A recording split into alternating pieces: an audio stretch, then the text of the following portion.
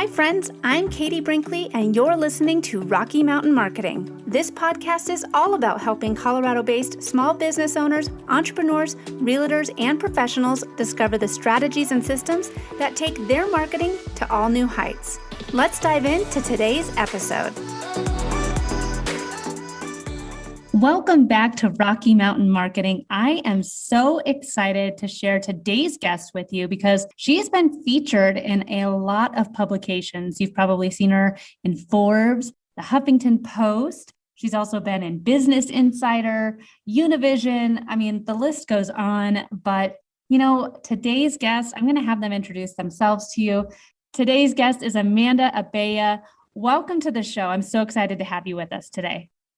Thank you for having me.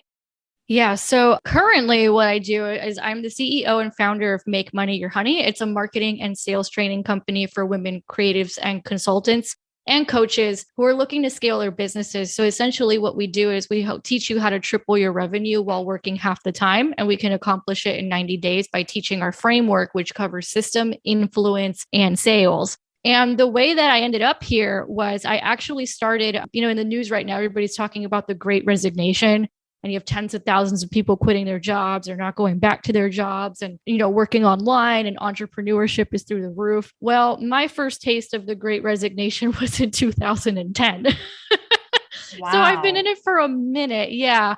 And basically what happened was I started a business as a freelance writer back in 2010 because I couldn't find a job.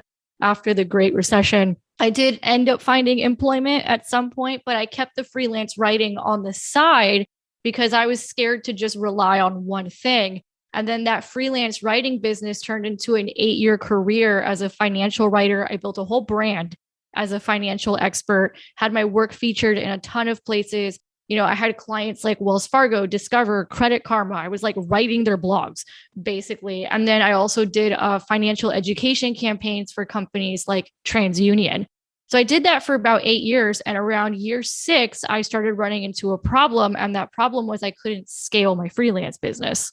So I basically felt like I had to start over and do a plan B. And then the other thing, and this was around 2016, I started having these thoughts was I was like, wow, because I was in the financial space, we're always talking about when's the next crisis.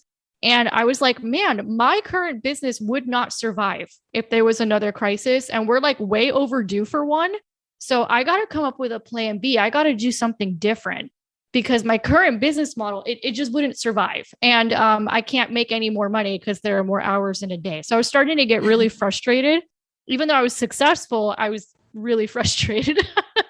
Yeah. And what ended up happening was for years, people had been asking me, well, how did you build the business? How did you build this brand? I worked with some big names in the financial space and I coached them one-on-one on the side of my freelance business. And I basically decided to put it together into a program. It's called Persuade to Profit. The first time we brought it out was 4 years ago. And that was my first foray into teaching marketing and sales and really starting to scale my business. And when I brought that out into the marketplace, I made $10,000 in cash in 2 weeks, which is a lot more money, a lot faster than I was making as a freelance writer. Yeah, absolutely. I mean, like it's $10,000 in 2 weeks is insane. And I think that, that's where you found something that people wanted. But yeah, go ahead. I'd love finish your story because it's getting juicy. Yeah. And there's a lot of other stuff that's happened. I have an Amazon best-selling book. Like I've done a whole bunch of stuff. I've tried like everything under the sun. But what really started becoming very successful for us, which is exactly what I teach my clients right now, is when I focused on simplifying and scalable high ticket offers. That was it. Yes. That was the ticket. And sales, right? Not just marketing, right? Everybody teaches marketing, but sales and sales skills. So when I started focusing on that for myself, I mean, my business doubled in revenue and profits within 18 months. I had to hire my first employee because I was drowning. So I had another problem, quit all my freelance clients one day when, I was in an argument with an editor and I knew it was her fault because I'd been doing this a long time. And I'm like, no, you're definitely wrong. And then at the same time, I had someone in my DMs who wanted to pay me 10 grand for consulting. And I'm like, what am I doing with life? And that day I quit all my freelance clients. Well, and you know what? I think that too, that's a big shift and it's scary. Like you said, quitting all of your current clients, especially if they've been with you for a while. I mean, you've been doing this since 2010 and to end those contracts, I think that's the sign that you know that what you have is legit. It's when you can fire your clients because you're able to pick and choose the work that you're doing and who you work with. Yeah. And to be honest, I probably could have done it 6 months sooner. I just wasn't tracking the numbers. Right. But Persuade to Profit and me just focusing on selling that, I mean, it blew what I was making freelance writing out of the water. Then I started going into, oh, dang it. Now I got to scale this thing because now it just blew up really fast. Yeah. Right. And it's been a process of team building and scaling and processes and systems for about 2.5 years. And now we're on the other side of that, which feels really, really good. But essentially that was my big lesson. And I tell clients all the time, I'm like, listen, guys, I tried everything, literally everything. I've been a freelance writer. I've been a speaker. I've done influencer work. I've done affiliate marketing. I have sold lower price point products. And the one thing that got me results the fastest was scalable, high ticket offers and focusing on knowing how to sell that. Okay. So I want to stop you right there. And because people are like, okay, Amanda, you've got me excited about this, but what the heck is a high ticket offer? Just explain to us all exactly what a high ticket offer is. Yeah. So it's subjective, but essentially it's something you can charge thousands of dollars for. So for example, the current iteration of Persuade to Profit, it's a 90-day program. We have 9 group coaching calls. We have a sales boot camp and we review all of your assignments. That's obviously a 10-figure offer, or not a 10-figure. Sorry.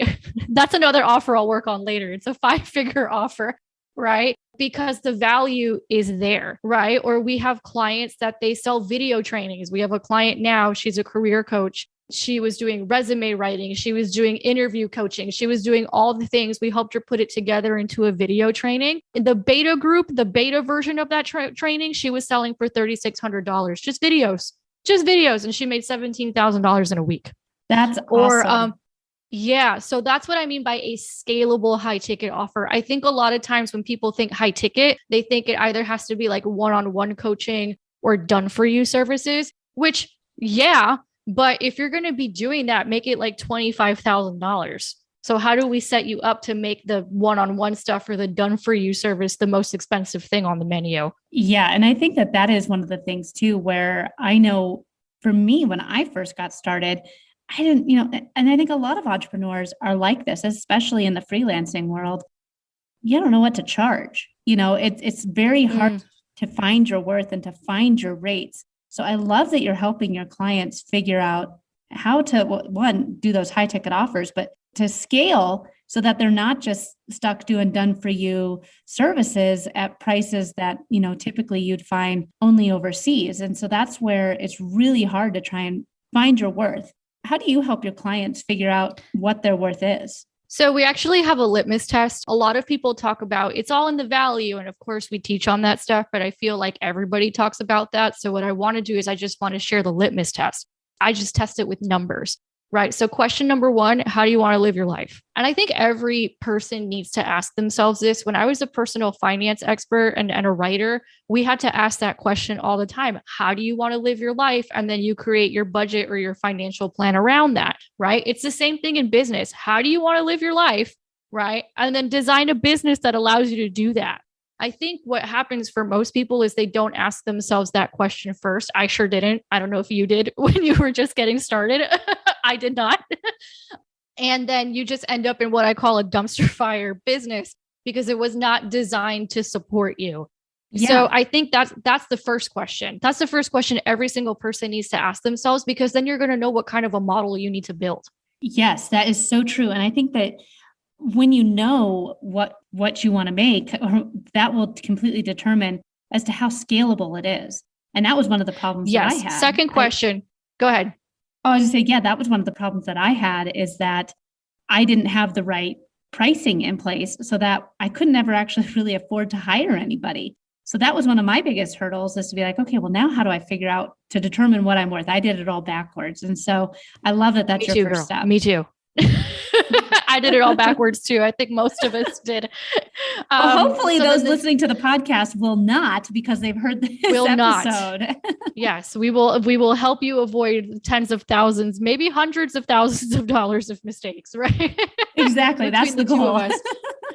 That's the goal, right? And then the second thing, how much money do you want to make? So if you want to live this life, how much does it cost and how much money do you need to make? Great. We've got those two things figured out, right? It should give you a pretty good idea of what your business model needs to be. And for most people, that means it's something that needs to be scaled, right? Or can be scaled, can be replicated, right? And what I mean by that is it can be replicated by your customers and your clients, and it can also be replicated by teams. So you don't have to deliver it yourself. Right? For most people, if they get really honest about the amount of money that they want to make, that's usually a model that they have to start going after. So that's the second thing. And then the third test is a litmus test, right? So, I come from sales. I've been doing sales stuff since the age of 20. I was doing sales before I knew I was doing sales. And we're always talking about close rates. So I'm like, let's just take average close rates across industries, right? If an average close rate is between 20 and 30%, and again, this is across industries, my close rate's higher than that. Your close rate's probably higher than that. We have clients getting 80, 90% close rates after we train them, right? But let's just take the average for the sake of pricing. So if average close rates are between 20 and 30%, here's your litmus test. So let's say you want to make $10,000 a month, because everybody wants to do the $10,000 a month, and you're only charging $500 for, like, I've seen women charge $500 to help people plan whole launch strategies. So grossly undercharging, but it happens. It happens all the time. So let's say you're charging $500 for whatever your thing is. That means you would need to close 20 new clients a month at $500 to get your $10,000, right? Okay, cool. So we got that.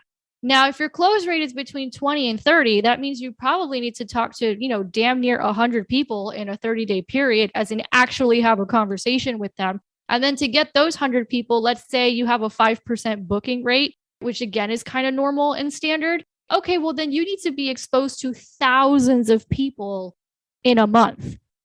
So test your pricing against that. Do you have the time to do that? Do you even want to do that? For most people, they don't have the time, they don't want to, or they just don't have the exposure to thousands of people in order to be able to make that happen.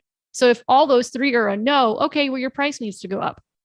Yeah, mic drop right there. And I think that is one of the biggest things too, is, you were doing all that math and I'm like, man, she's spouting off these numbers way faster than I can. I've said this a lot. That's why I've had to do this explanation a lot. We literally teach that to our clients. So that's why I can say it so fast. Trust me. It took me a while to get it down like that. It's true. And you're saying all this and I'm like, man, it is so true. How is that a scalable, that's not scalable business if you have to try and talk to 1,000 people a month, especially if you're doing a done for you service. I mean, how on earth are you going to spend any time doing the work when you're constantly on the phone trying to sell? Exactly. Or the opposite is true. We've had clients who've booked themselves solid with one-on-one work, and then they don't have time to keep bringing in more money. Yep. And no, I mean, that was the problem I was in, as I had too many clients and I didn't have any time for sales calls. And so I was like, well, what do I hire? Do I hire a salesperson? I feel like that'd be kind of, doing things backward. So what do you recommend? Like when a business is scaling, what do you say the first thing is that they should do? So I would say, and there's really only three ways to scale, right? It's intellectual property, it's systems and technology, and it's hiring people. So let's take the two most basic ways people scale: intellectual property versus an agency. Intellectual property is basically you take what you've been doing with people one-on-one and you create a system out of it. You create a framework out of it. You create a process out of it, right? And with our clients, we help them create the actual programs and process, plus we'll help them create frameworks and assessments and all that kind of stuff. But it's your intellectual property, right? So it could be a series of videos and you sell the videos at a high ticket price, depending on what it is you're teaching them, right? Or maybe it's group coaching, something that leverages your time. So that's option number one for scaling. Option number two for scaling is building an agency, right? So when I was a freelance writer, which you're basically a marketer, it's okay, well, do I want to build an agency? Do I want to have subcontractors under me? And then I had to ask myself a question. I'm like, does that fit with the way I want to live my life? Well, the answer was no. I did not want to manage that amount of people. So for me, the answer became, okay, you're going to scale the route of intellectual property. And what I have found is most people, that's usually what they end up leaning toward, because they just don't want to manage a bunch of people and run an agency and all that. But it totally depends on the person. It's true. I mean, that's where with my business, I was at the point of getting ready to scale. And I was like, okay, this is where I'm going to start hiring people and bringing in, junior social media managers, and maybe I'll bring in an assistant.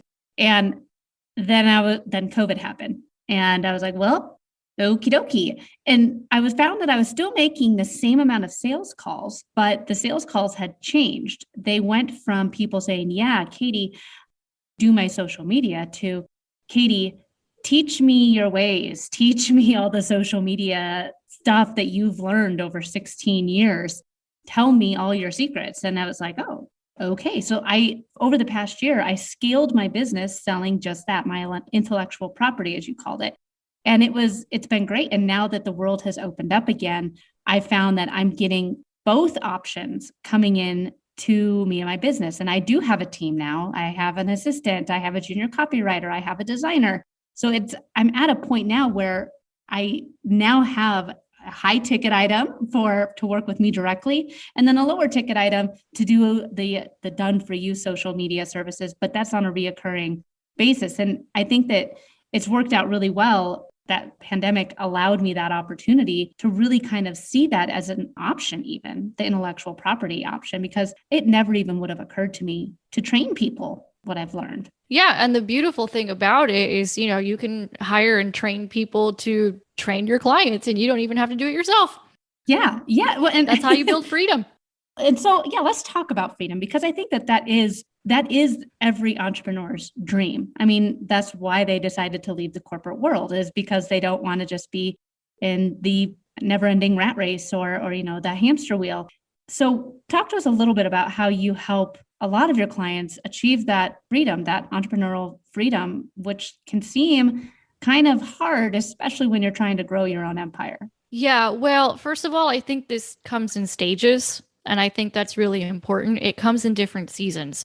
So, season number 1 is like hustling your ass off, basically, right? To just get that first client or get the thing in the door. And for a lot of people, they start off with one-on-one or done for you, and that's fine, right? Because it's kind of like the easiest thing. You just hang your shingle tomorrow and you can close somebody. So it requires the least amount of prep work. So I understand why people do that, just to get the money in the door. Then there's the second season, and the second season is like, oh, wait a second. Okay, so now I'm like super booked with one-on-one work, and this isn't working out for me anymore, and I got to figure something else out. So that's when you move into that scaling phase, right? And usually it's a shift in business model. It's a shift in how you're actually doing things. From there, then it's like, okay, great. So I've got more cash flow coming in because I made the shift into something more scalable. Now I need to hire people. Now I need to train people to deliver on my behalf, or I need to train a number 2 to run this business without me. So for example, I'm at a stage in my business now, my team is holding me to this, where I don't work Fridays, right? During the pandemic, I was working all the time. It's how I kept myself distracted from everything that was going on. And I was like, the world's going to open up again at some point, and I just want to make sure all our systems are done by the time that happens. But now it's like, okay, they're working, right? And my job now is, okay, you're only working 4 days a week. And let me tell you, that is hard, right? I think so then the next phase is like actually allowing yourself to have more freedom, which I've had a lot of people on my podcast, like Fabian Fredrickson, David Nagel, like people making multi-millions of dollars. And they're like, yeah, when you start allowing yourself that freedom after having to work so hard, it feels really weird.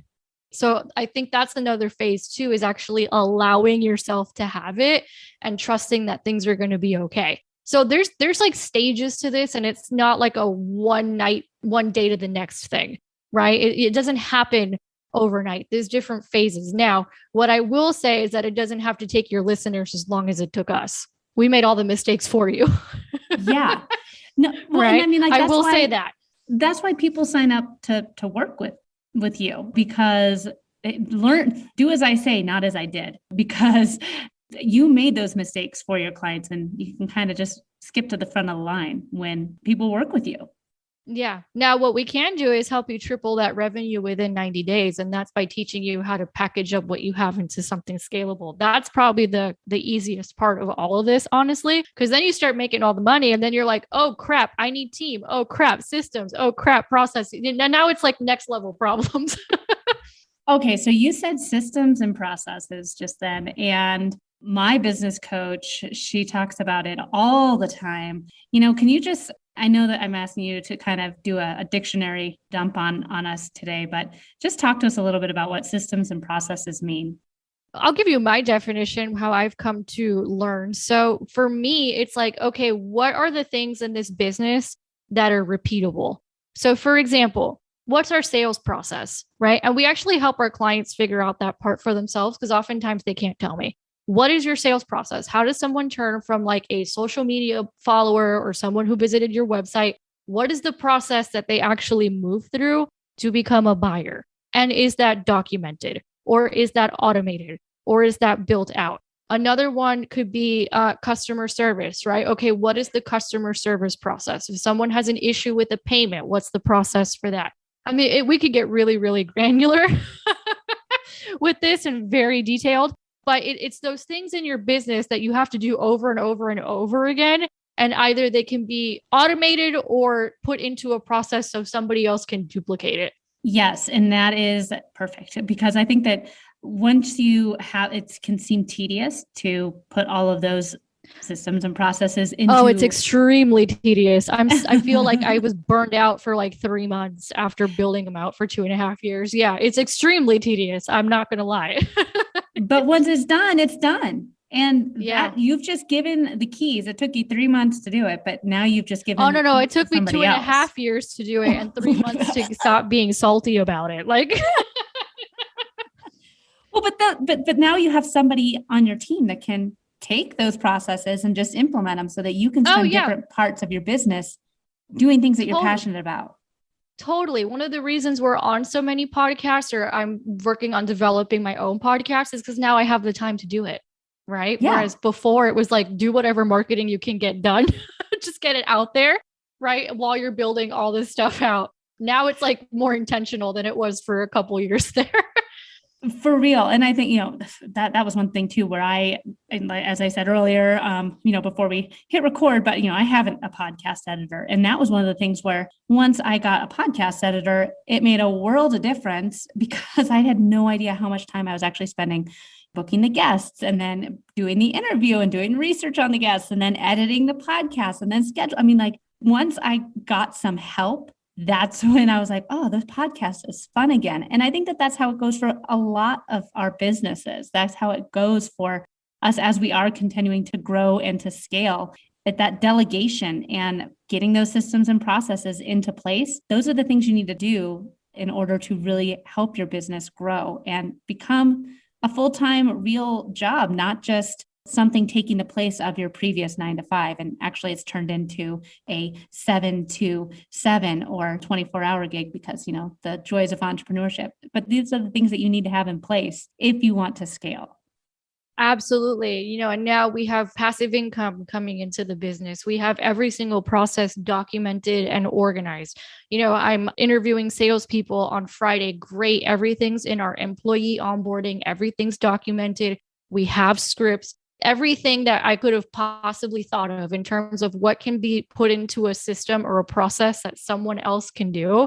That's what my number 2 and I have been building for 2.5 years. And when you're ready to hire people, it actually makes it easier. So for example, we just recently hired an associate coach in the last few months who's now delivering our main program to our clients. And part of the reason the transition was so easy, besides the fact that I made a good hire, which is a whole other skill set in and of itself, whole other thing, right? But because everything was so systematized and put into processes, she was able to kind of pick up from where I left off and improve upon our manual for teachers, right? Or improve the program itself or she basically trained herself because I had everything already documented for her. Yeah.